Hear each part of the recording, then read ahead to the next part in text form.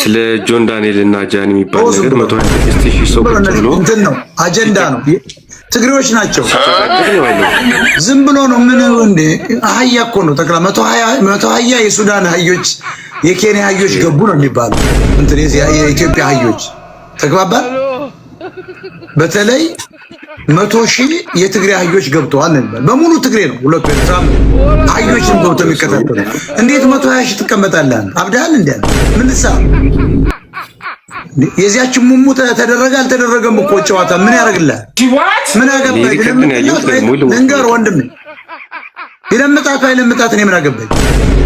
ስትለመጥ ከርማ እንዲለምጠኝ ምናምን እሱ ደግሞ አለቅም አለኝ ነው የሚለው። ቴክስት ሁሉ እያመጣ ነው።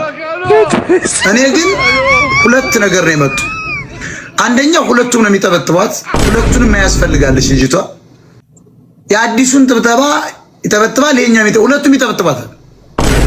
ችግሩ አሁን ያኛው እዚያ ሄዶ ነበር ወደ ደው የዚያኔ ሲጠበጥብ ኮንዶሚኒየም ቤት ውስጥ ሃሎ ስትሰማ ተጠግቶ ሲሰማ እንዴት ነው እዚህ ነው ያለሁት እኮ እዚህ ያለሁት ምናምን ትለዋለች። ያን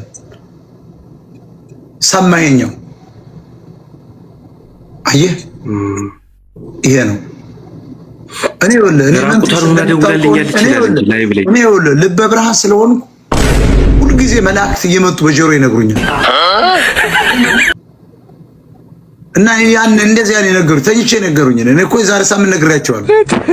እና 120,000 አህዮች የትግራይ አህዮች በተለይ 100,000 ትግራዮች ምን አገባንኝ? አንደኛ ዘገየ ነው ጆከር የምትለው ሌባ ሽንኩርት ቤት የሚቀመጥ የሚሳደባል መልስ ካልሰጠው ምናምን የሚጮህ አጀንዳ ነው። ከሰዓታት በፊት ጃኒ ላይቭ ገብታ እያለቀሰች እዚህ አንገቷ ላይ የታረደችውን እጇ ላይ የተቆረጠችውን እያሳየች ጆን የሚባል ልጅ እንደዛ እንዳደረጋት እየተናገረች ነው። በመሃል ላይቭ የተቋረጠው እንግዲህ ሚስተር ጃን ብዙ ታግሰናል። እስከዛ ድረስ ብዙ ነገር ነው የምናየው እያየን የምናልፈው። ከእድሜም አንጻር ያለ እድሜ የገንዘብ ከማግኘት ያለ መብሰል ምናምን እያልን ብዙ ነገር ልንሸፋፍንልን ሞክረናል።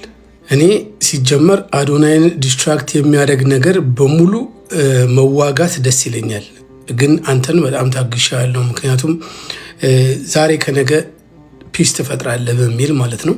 አሁን ግን ይሄ አዶናይን ዲስትራክት የማድረግ ነገር አይደለም። ሴቶች እህቶቻችንን አቢዩዝ በማድረግ እንግዲህ በአቢዩዝመንት ልትከሰስ ነው ማለት ነው። ጃኒ ብቻ አይደለችም፣ ብዙ ሴት ቲክታከሮች የልጅህን እናት ጨምሮ ማለት ነው። በጣም አስጸያፊ ኬዝ ነው የሚሆነው። ይሄ እንደ በፊቱ 1 ዓመት ከ4 ወር አይደለም። እንግዲህ ብዙ ታግሰናል። ጦርነቱን ጀምረዋል። ከዚህ በኋላ የሚቆም ነገር አይደለም። እኛ በሶሻል ሚዲያ አይደለም የምንለው፣ በህግ በስነ ስርዓት ዶክመንትድ አድርገን ዊትነስ ይዘን ከዚህ በኋላ ወደ ህግ የምንሄድበት ነገር ነው የሚሆነው። አሁን ምንድነው ኃላፊነት ላይ ያላችሁ ሰዎች በብዙ ክስ ስለምንፈልገው ከሀገር እንዳይወጣ እንድታግዱልን ነው የምንጠይቀው።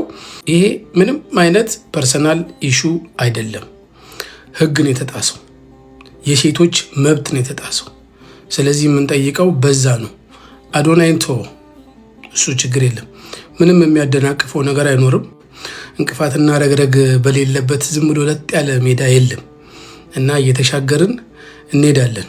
ይሄ ግን የኢትዮጵያ ህግና የሴቶች መብትን የተጣሰውና እንግዲህ ከዚህ በኋላ ትችለዋለህ ብራዘር። አምሶሪ ቲክቶከሯና ለውድ ቤተሰቦቿ መልእክት አስተላልፋለች። መልእክቱን እንደሚከተሉ አቀርብላችኋለሁ። ሰላም ቤተሰቦቼ፣ ዛሬ አንድ ነገር ልናገር ፈለግኩኝ። እንደ አንድ ብዙ ዓላማ እንዳላት ሴት ከአቅሜ በላይ የሆኑ ብዙ ችግሮችን ተጋፍጬ በፈጣሪ እገዛ አልፌያቸው እዚህ ደርሻለሁ። እናንተም ቤተሰቦቼ የሚጠይቃችሁ ነገር ቢኖር እያስተካከልኩና ተስፋ በያዝኩት ህይወቴ ያልተፈጠረና የመሰላችሁ ነገር በማውራት እባካችሁ ሰላም እንዳጣ ምክንያት አትሁኑ።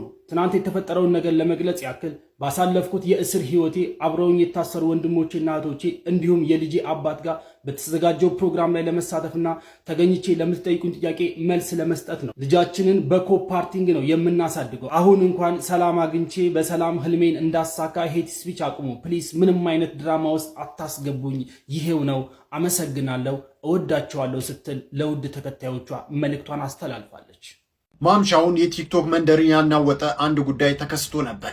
በቲክቶክ መንደር ከፍተኛ ተወዳጅነትን አትርፎ የነበሩት የቀድሞ ፍቅረኛሞች ጆን ዳንኤል እና ጃኒ በመካከላቸው ያለው አለመግባባት ተካሮ ወደ ከባድ ወንጀል ክስ ተሸጋግሯል። ጃኒ ዛሬ ባወጣችው ቪዲዮ በጆን ዳንኤል ያቀረበችው ክስ እና ጆን የሰጠው ምላሽ በኢንተርኔት ተጠቃሚዎች ዘንድ ትልቅ መነጋገሪያ ሆኗል። የጃኒ ክስ ይደበድበኝ ነበር፣ አካውንቴንም ያዘጋው እሱ ነው።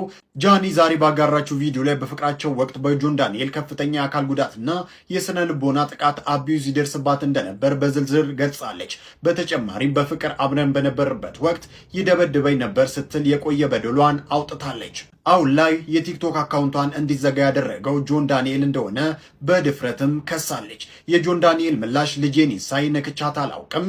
ጆን ዳንኤል ክሱ በወጣ በደቂቃዎች ውስጥ ከ100,000 በላይ ተመልካቾች በታደሙበት የቀጥታ ስርጭት ወይንም ላይቭ ቀርቦ ክሱን አጣጥሏል። ጆን በንግግሩ ውስጥ ልጄን ይንሳኝ፣ እናትና አባቴን ይንሳኝ፣ እኔ ነክቻት አላውቅም በማለት በቤተሰቦቹ ስም ምሎ ተገዝቷል። ጃኒ ራሷን የመጉዳት ሰልፍ ሃርም ዝንባሌ እንዳላት በመግለጽ ከዚህ በፊት እንለያይ ስትለኝ እጇን በቢላ ስትቆርጥ ነበር፣ አስጥያት ነበር ሲል ምስክር ነው ያለውን ፎቶ ለተመልካቾች አሳይቷል። ጃኒ ለምን ላይቭ አልገባችም የሚለው ትልቅ ጥያቄ ነበር።